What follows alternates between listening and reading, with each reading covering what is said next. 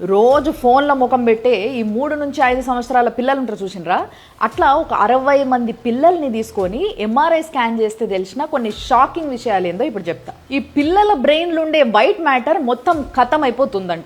మరి white matter అంటే ఏంది అని అంటే, న్యూరాన్స్ లో ఉండే యాక్సాన్స్ కి ప్రొటెక్షన్ కింద మైలిన్ అని ఒక లేయర్ ఉంటుంది అనమాట. దాన్ని వైట్ మ్యాటర్ అని కూడా అంటారు. ఆ ప్రొటెక్షన్ లేయర్ ఏదైతుందో అది డ్యామేజ్ అవుతుంది అన్నట్టు. దీన్ని కొంచెం సింపుల్ గా చెప్పాలి అని అంటే, ఇప్పుడు ఒక వైర్ తీసుకున్నాం అనుకోండి, దానికి లోపల కాపర్ వైర్ ఉంటుంది, దాని చుట్టూ ప్లాస్టిక్ ఇన్సులేషన్ ఉంటుంది ప్రొటెక్షన్ కోసం. అది కానీ ఒకవేళ ఖతమైందనుకో షాక్ తగలదా, అట్లనే ఇది కూడా ఇక్కడ ఏదైతే లేయర్ ప్రొటెక్షన్ కింద ఉందో అది మొత్తం డ్యామేజ్ అయిపోతుంది.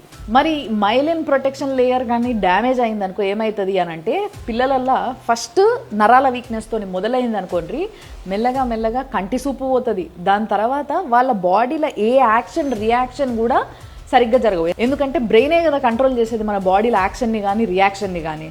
సో ఆ కంట్రోల్ పవర్ అనేది పోయింది అనుకోండి, మొత్తం బాడీ ప్యారలైజ్ అయిపోతుంది.